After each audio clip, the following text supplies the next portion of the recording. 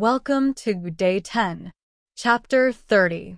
When Rachel saw that she was not bearing Jacob any children, she became jealous of her sister.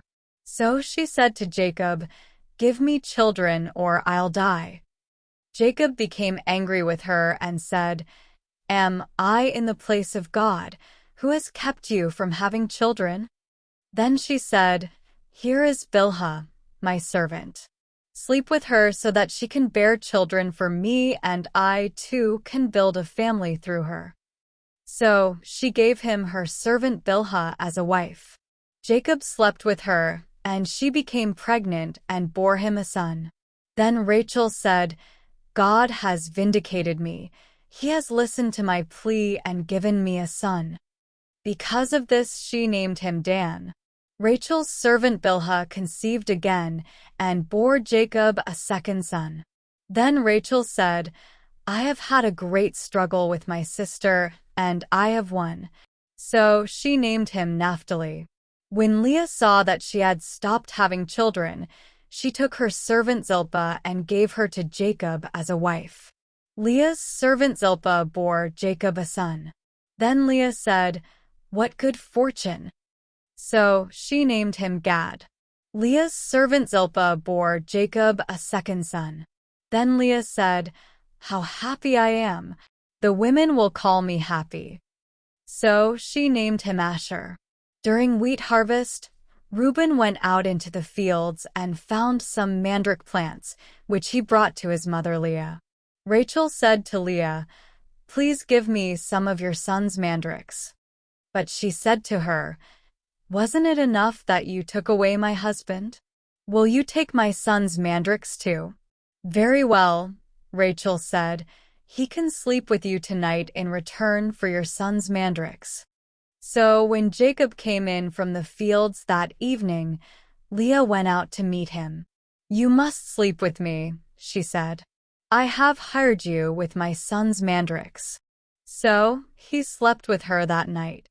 God listened to Leah, and she became pregnant and bore Jacob a fifth son. Then Leah said, "God has rewarded me for giving my servant to my husband." So she named him Issachar. Leah conceived again and bore Jacob a sixth son. Then Leah said, "God has presented me with a precious gift. This time my husband will treat me with honor, because I have borne him 6 sons." So she named him Zebulun. Some time later she gave birth to a daughter and named her Dinah. Then God remembered Rachel. He listened to her and enabled her to conceive. She became pregnant and gave birth to a son and said, "God has taken away my disgrace." She named him Joseph and said, "May the Lord add to me another son." After Rachel gave birth to Joseph, Jacob said to Laban, "Send me on my way, so I can go back to my own homeland. Give me my wives and children, for whom I have served you, and I will be on my way. You know how much work I've done for you." But Laban said to him, "If I have found favor in your eyes, please stay. I have learned by divination that the Lord has blessed me because of you." He added, "Name your wages, and I will pay them." Jacob said to him, "You know how I have worked for you, and how your livestock has fared under my care. The little you had before I came has increased greatly, and the Lord has blessed you wherever I have been. But now, when may I do something for my own household?" "What shall I give you?" he asked. "Don't give me anything," Jacob replied. "But if you will do this one thing for me, I will go on tending your flocks and watching over them. Let me go through all your flocks today and remove from them every speckled or spotted sheep, every dark-colored lamb, and every spotted or speckled goat. They will be my wages. And my honesty will testify for me in the future, whenever you check on the wages you have paid me. Any goat in my possession that is not speckled or spotted, or any lamb that is not dark-colored, will be considered stolen." "Agreed," said Laban. "Let it be as you have said." That same day he removed all the male goats that were streaked or spotted, and all the speckled or spotted female goats, all that had white on them, and all the dark-colored lambs, and he placed them in the care of his sons. Then he put a 3-day journey between himself and Jacob, while Jacob continued to tend the rest of Laban's flocks. Jacob, however, took fresh-cut branches from poplar, almond, and plane trees and made white stripes on them by peeling the bark and exposing the white inner wood of the branches. Then he placed the peeled branches in all the watering troughs so that they would be directly in front of the flocks when they came to drink. When the flocks were in heat and came to drink, they mated in front of the branches. And they bore young that were streaked or speckled or spotted. Jacob set apart the young of the flock by themselves, but made the rest face the streaked and dark-colored animals that belonged to Laban. Thus he made separate flocks for himself and did not put them with Laban's animals. Whenever the stronger females were in heat, Jacob would place the branches in the troughs in front of the animals so they would mate near the branches, but if the animals were weak, he would not place them there. So the weak animals went to Laban and the strong ones to Jacob. In this way the man grew exceedingly prosperous and came to own large flocks, and female and male servants, and camels and donkeys. Chapter 31. Jacob heard that Laban's sons were saying, "Jacob has taken everything our father owned and has gained all this wealth from what belonged to our father." And Jacob noticed that Laban's attitude toward him was not what it had been. Then the Lord said to Jacob, "Go back to the land of your fathers and to your relatives, and I will be with you." So Jacob sent word to Rachel and Leah to come out to the fields where his flocks were. He said to them, "I see that your father's attitude toward me is not what it was before, but the God of my father has been with me. You know that I've worked for your father with all my strength, yet your father has cheated me by changing my wages 10 times.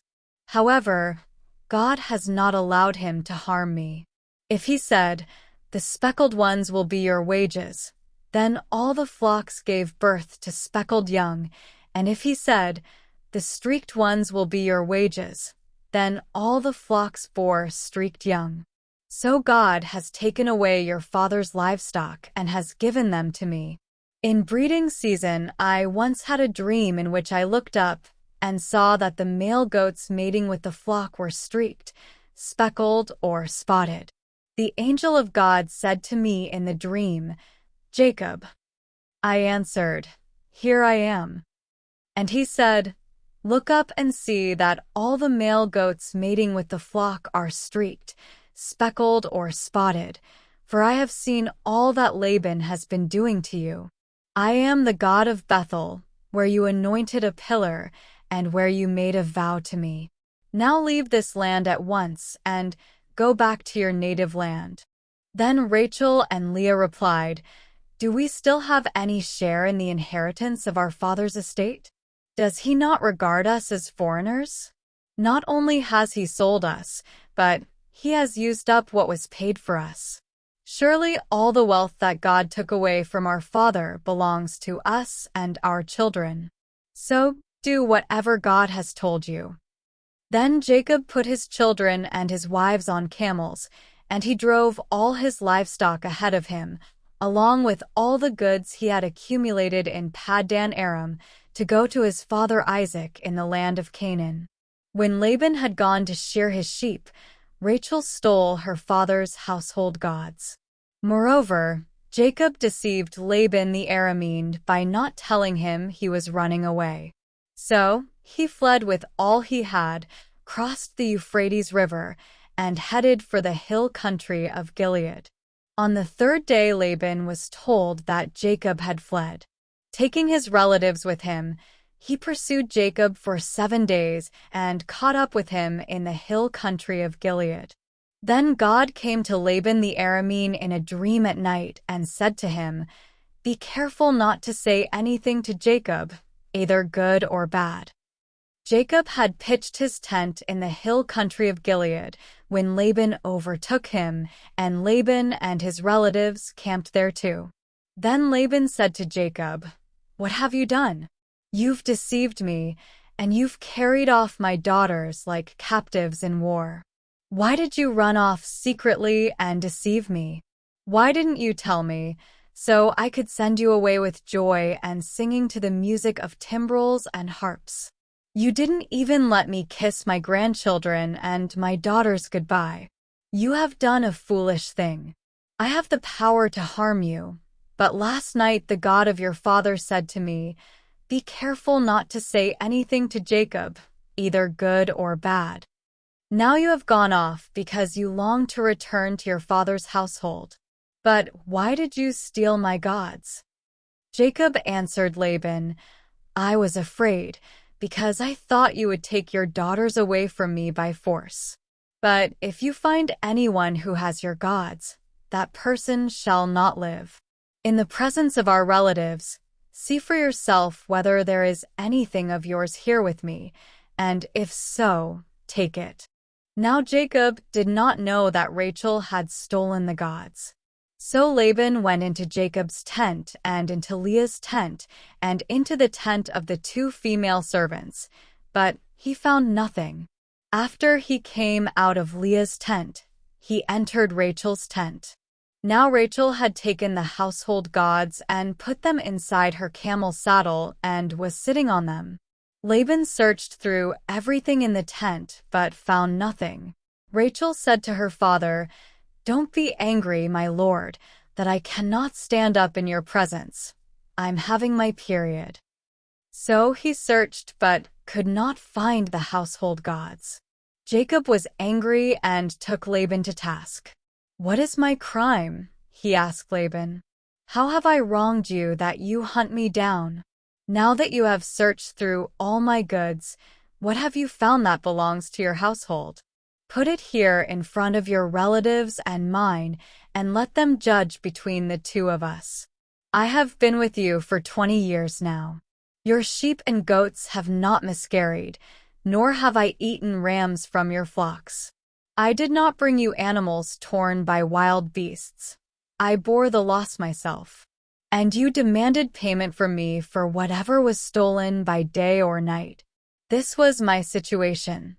The heat consumed me in the daytime and the cold at night, and sleep fled from my eyes. It was like this for the 20 years I was in your household. I worked for you 14 years for your 2 daughters and 6 years for your flocks, and you changed my wages 10 times. If the God of my father, the God of Abraham and the fear of Isaac, had not been with me, you would surely have sent me away empty-handed. But God has seen my hardship and the toil of my hands, and last night he rebuked you." Laban answered Jacob, "The women are my daughters, the children are my children, and the flocks are my flocks. All you see is mine. Yet what can I do today about these daughters of mine, or about the children they have borne? Come now, let's make a covenant, you and I, and let it serve as a witness between us." So Jacob took a stone and set it up as a pillar. He said to his relatives, "Gather some stones." So they took stones and piled them in a heap, and they ate there by the heap. Laban called it Jegar-Sahadutha, and Jacob called it Galeed. Laban said, "This heap is a witness between you and me today." That is why it was called Galeed. It was also called Mizpah, because he said, "May the Lord keep watch between you and me when we are away from each other. If you mistreat my daughters, or if you take any wives besides my daughters, even though no one is with us, remember that God is a witness between you and me." Laban also said to Jacob, "Here is this heap, and here is this pillar I have set up between you and me. This heap is a witness, and this pillar is a witness, that I will not go past this heap to your side to harm you, and that you will not go past this heap and pillar to my side to harm me. May the God of Abraham and the God of Nahor, the God of their father, judge between us." So Jacob took an oath in the name of the fear of his father Isaac. He offered a sacrifice there in the hill country and invited his relatives to a meal. After they had eaten, they spent the night there. Early the next morning, Laban kissed his grandchildren and his daughters and blessed them. Then he left and returned home. On day 10 of our journey, we explored Genesis chapters 30 and 31 in the New International Version of the Old Testament. The book of Genesis revealed Jesus as our Creator. Tune in for day 11. Please consider giving this video a thumbs up to show your support. Additionally, please follow, subscribe, and share to help us spread the good news together. Feel free to comment and let us know which country or city you're tuning in from.